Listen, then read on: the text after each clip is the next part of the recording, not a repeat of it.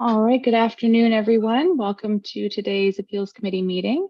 Mr. Chair, I'm just going to ask you to unmute to make sure that we can hear you all right. Sure, I was just waiting for you. Thank you. Thank you very much, Mr. Chair.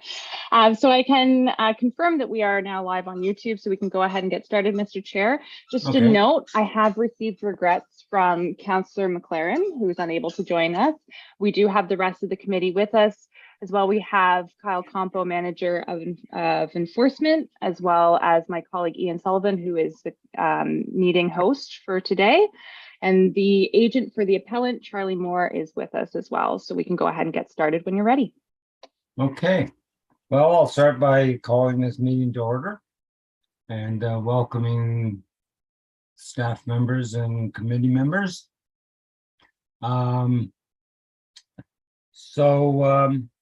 The second item is the approval of the agenda for October 17th. I don't believe we have any addendum. And so does somebody want to move the agenda? Ms. Willis, the seconder, Mr. Storms.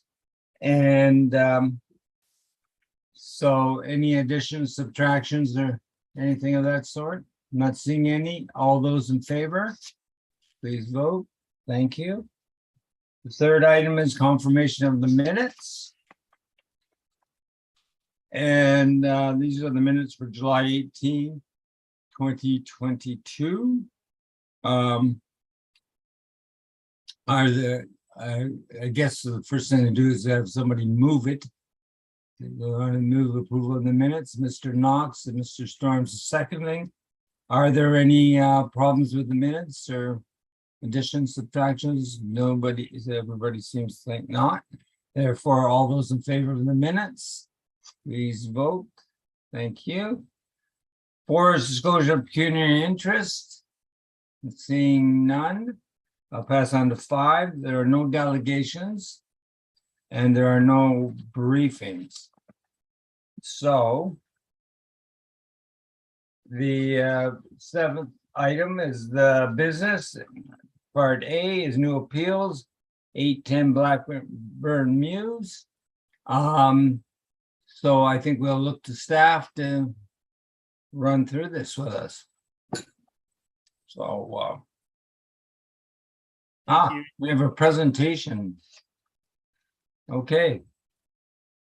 Are you doing this, Mr. Compo?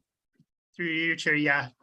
I'm going to be acting on behalf of the officer for today. He's absent from work, so I'm able to give a brief to the committee, an overview, and look towards next steps. Sure.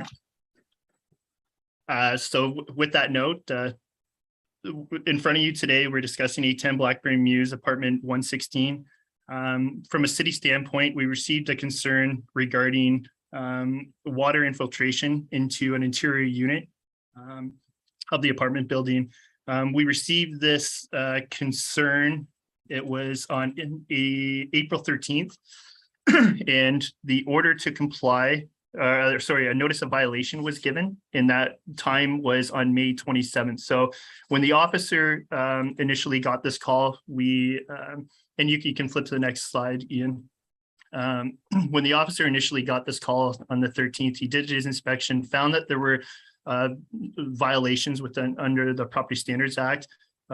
He examined and was able to document that there was deteriorations that were happening sort of on the outskirts and the soffit and fascia of the exterior of the building and the interior.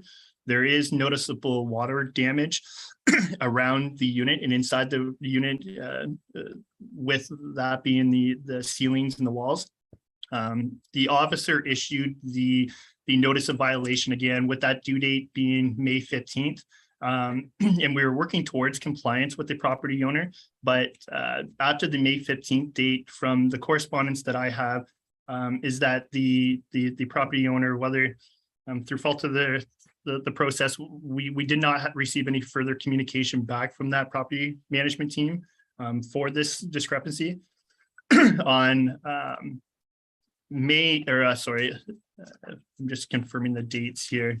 In August, there was a notice a violation or an order of remedy given on that property.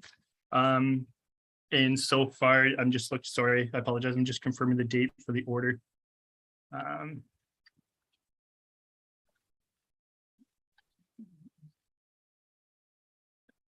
My apologies, I had it right in front of me. I'm just looking. August 23rd was the order of remedy compliance date. So we've received an appeal. That's why we're here today regarding that order of remedy. But again, the main concerns were examining the facet and the soffit around the windows, along with the water damage that's in the interior of the building. So we have until April 13th of 2023 in order to pursue charges against the property owners because of the violation. But again, if the committee was to consider an extension from an enforcement standpoint, we have up until that date to proceed with charges.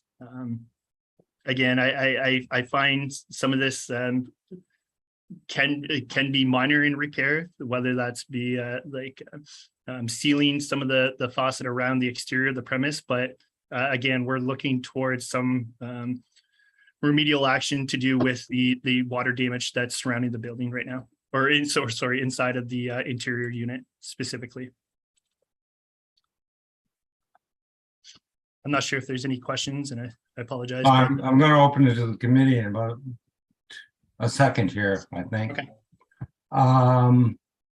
Just a second. I guess I can't. Oh, there. Just a second. I have to be able to see my committee members. So I'm sure there are questions about this. So who wants to go first? Mr. Knox, go ahead. Just clarification.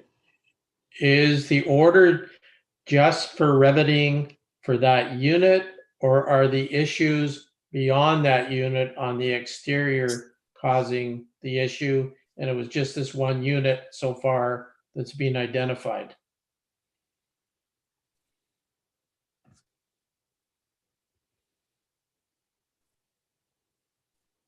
Go ahead, Mr. Sorry, I had my unmute, and through your chair. That's when I'm reading the order, it's just for the exterior of that specific unit. I'm not seeing it for the entire building. So again, it would just be for that unit. Thank you. Okay, any other questions?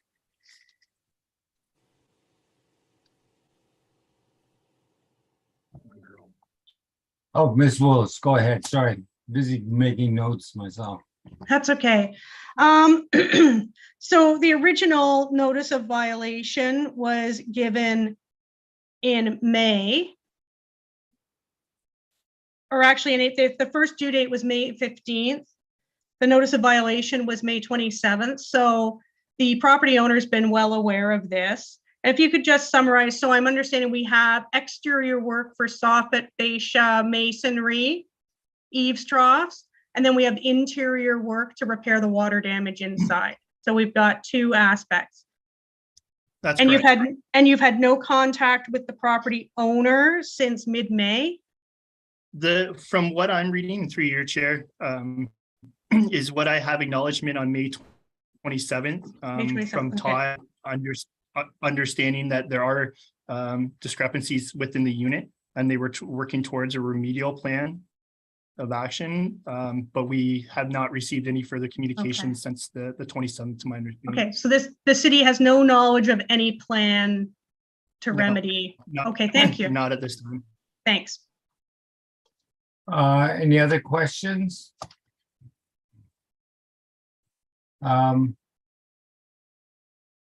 Mr. Storms, I have to tell you, can see only like half your face, so I'm not sure if I'm missing you or not. No, you're fine. Sorry. I was just shaking my head. No, I don't have any questions at this time. Okay. That's fine. I just want to be clarify a couple of things myself. So originally, it seemed to me you were saying that damages are on the exterior of the unit, fascia, eaves trough, soffits, and the like. But Ms. Willis mentioned internal damages. Are they still existing, or? I just want to be clear about what. Yeah, Yeah. to our understanding through your chair, there's still substantial damages that are in the interior of the unit, with the ceiling and the walls that are damaged from water. Right. And no, we have not been shown anything to rectify those violations. Okay.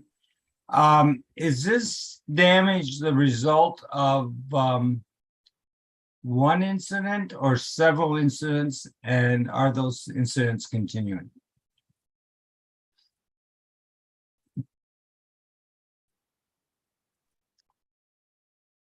Through your chair, we haven't received any further concerns about Kyle, adjacent properties or that's down. Kyle, sorry, we couldn't make you out. I couldn't make you out anyway. I don't know what other people know. They're shaking their heads. You're breaking up. Sorry, through your chair. Yeah, we've got an unstable connection with the city, it looks like right now. Yeah. Can you guys hear me okay? Right at the moment, yes. Okay, so from our standpoint, we haven't had concerns about adjacent units beside or above this unit. It looks like there is a runoff from the roof where water is coming down the side of the wall and through discrepancies, whether there's minor holes that are in the foundation or whether it's just the soffit fascia that we just described. There is water that's penetrating this unit specifically.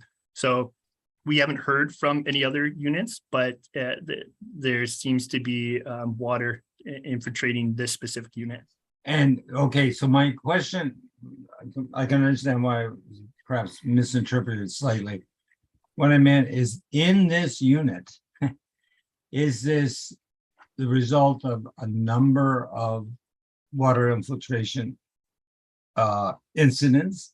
And does it continue? Did it continue into the spring and summer and so on? 13th or 23rd.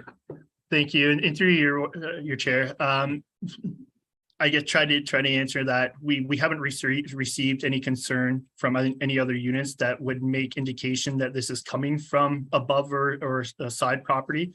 All we can say is that when we're doing the inspection, there looks to be damage that is coming from the outside. So there is a portion of water damage that's on the ceiling of this unit, but through our observations, it's not something that we can determine where it's coming from. And we also have to have, obviously, that consent to go into other units. I'm not sure if Mr. Storm could provide any context, whether there are concerns of other units, but from a property standards perspective, we have been not made aware, and we don't have any reason to believe it's affecting other units. But again, that's just from an initial inspection. Right. Well, typically you have to open the ceilings and things like that to find out where a leak is coming from. Correct. And in an apartment building, it's probably even more difficult. The okay. I guess I had a question that showed it showed that we lost contact with the tenant for about 3 months. And can you explain what happened there? Thank you. Through your chair, we've had several attempts to contact the tenant through email, and we stopped receiving those concerns, is what we're looking through the timeline for from this tenant specifically. So I'm not necessarily, and I apologize because the officer is not here today. But when I'm looking through this, it doesn't appear that this tenant's moved at all. And again, Mr. Storms, maybe you could clarify if that was the case, if the tenant's no longer there. But from looking at the timelines, all I can say is that there's been several attempts to contact the tenant. And then we received a further concern in August about what the follow-up was with her initial concern. So there was a timeline for 2 months where we could not receive communication the way that she was communicating with us. I had not been able to check with the officer if there was a physical presence, or if there was a follow-up in person to the tenant. but I can confirm that there were emails sent with no response until we've just received a subsequent complaint in August for follow-up. Just for clarity on the record, I think you're making reference to Mr. Moore as opposed to Mr. Storms, because I don't know. Yeah, I was beginning to wonder. I thought maybe there My was apologies. two- I thought there was maybe two Mr. Storms, right? But his doppelganger, you know. Okay. My apologies. Sorry. Okay, we straightened that out. That was very good. And there's Mr. Moore. And is he one of the officers involved, or is he the manager of the building, or who is Mr. Moore? Mr. Chair, Mr. Moore is the agent for the appellant. Yes, that's what I thought. Okay, so, all right. So that's the presentation with some questions. So now we move to the agent for the owner, which is Mr. Charlie Moore. You could respond, Mr. Moore, please. Sure thing. I can answer a couple of those questions that came in there. The tenant does still reside at the building. The timeline over the summer for this, there were some ups and downs with trying to make this right. There was an initial attempt identified when Mr. Compo mentioned the water down the side of the wall of the building. A first attempt was made with a genie lift to clear the gutters properly. We thought we had that done. It wasn't quite successful. After doing that, we recaulked all the balconies up and above that unit where they attached to the walls. Again, thought they had it. And then in August, we had the follow-up, I guess, from the tenant. I don't have a very good, I have a property manager who works for me who was in charge of this job. He was on top of it. I'm not sure where the lost communication with the city was during this time. We typically try to do our best to stay in touch with those, the officers.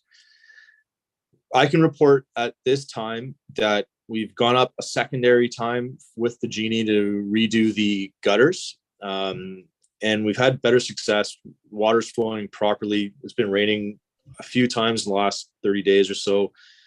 We don't see that issue coming down the wall. And in speaking with the tenant, she hasn't seen any problems with water as of this date.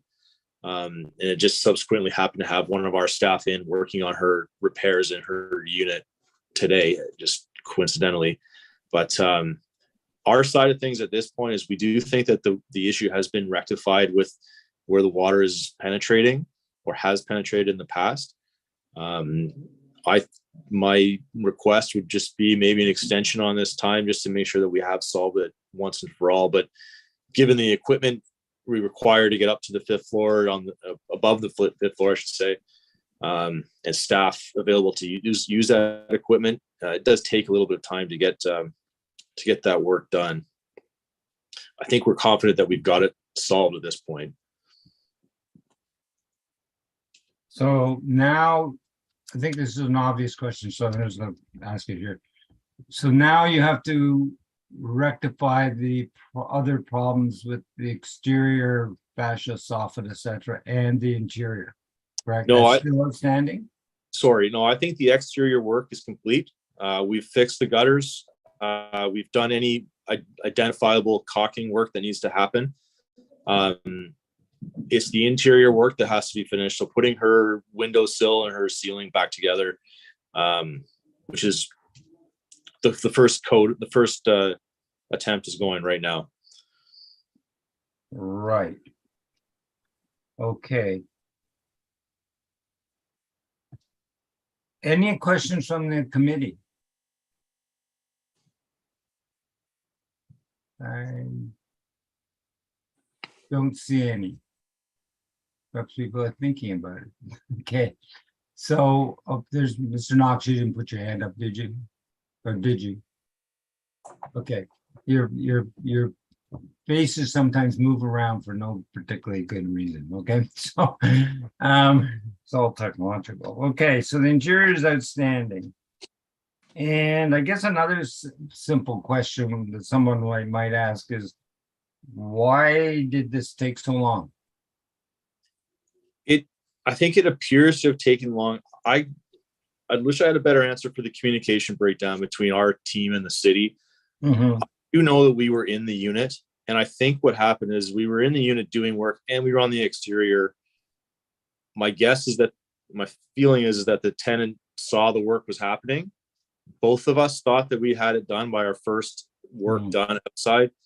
We even, I don't want to misspeak. I think we were in there and helped clean up her situation inside as well.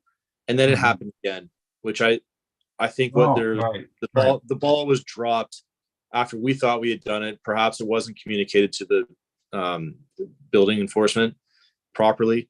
That's probably why the timeline seems to be so long at this point. It's that coupled with our having the correct staff available to float our machines over there to get up to the roof line. It's just not the simplest task for that size of building. Right. Okay. Ms. Willis, go ahead. Okay, so Mr. Moore, you've indicated that you believe all of the exterior work is complete. Correct. Yes, okay. As far as the interior work, it's in progress. You said that it's happening today. When do you anticipate that will be completed? So usually what happens is they will take out anything that looks damaged at this point. Today, the first reinstallation of drywall will go up with the first coat of mud. So usually 3 coats of mud go on, painting. Typically, I would say in this case, like 5 to 7 business days is probably an accurate. It's not a huge space that we're dealing with. So yeah, I would say about 5 to 7 business days from now to final coat of paint. Okay, thank you.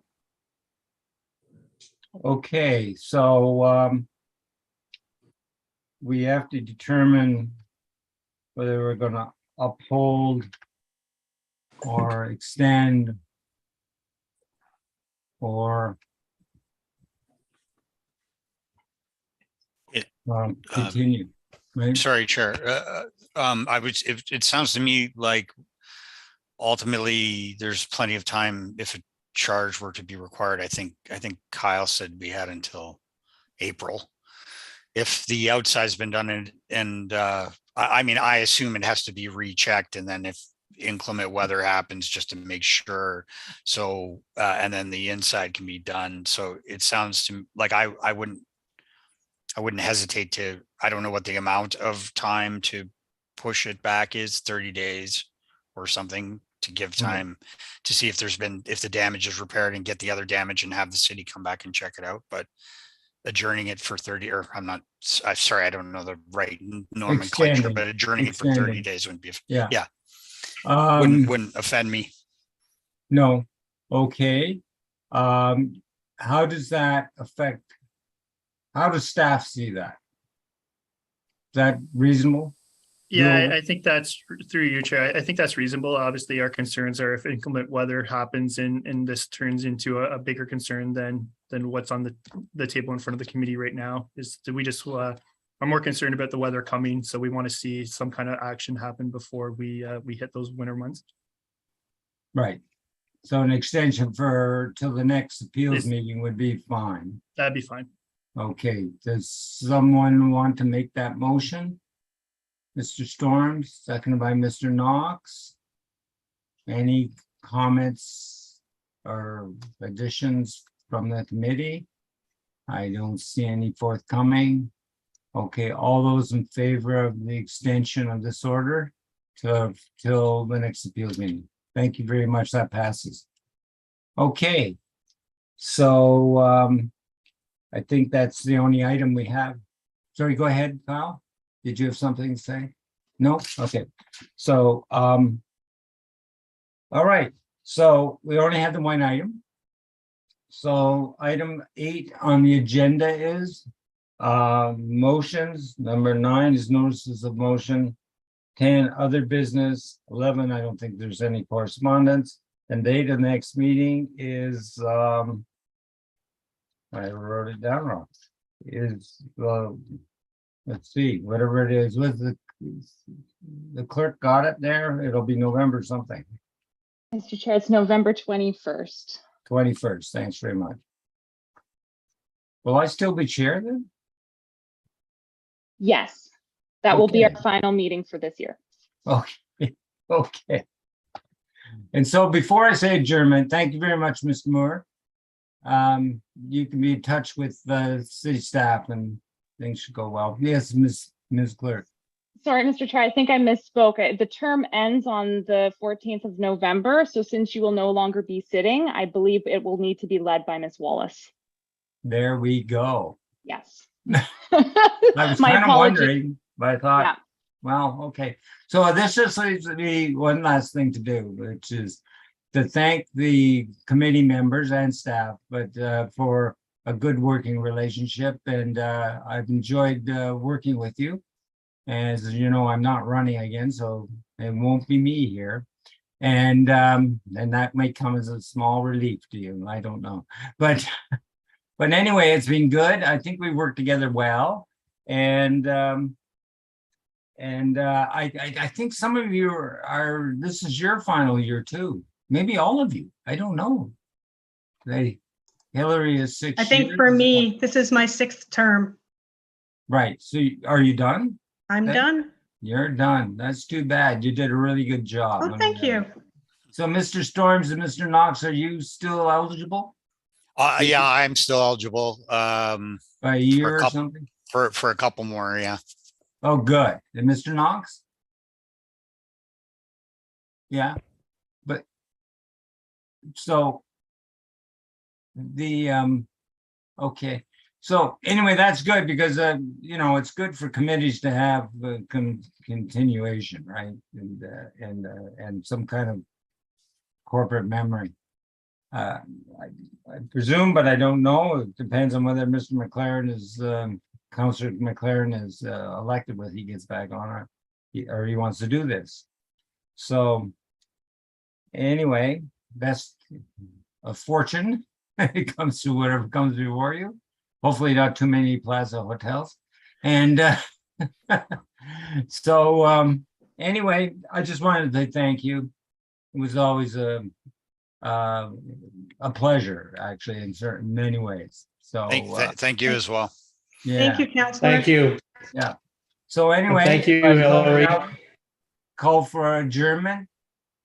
And all those, I need a motion. I'll do it. Mr. Storms, Ms. Willis, do you want to do your final, almost final thing?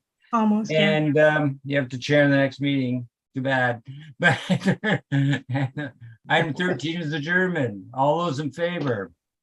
Okay, goodbye. Best of luck to everyone. Thanks, Rob. Okay, take care.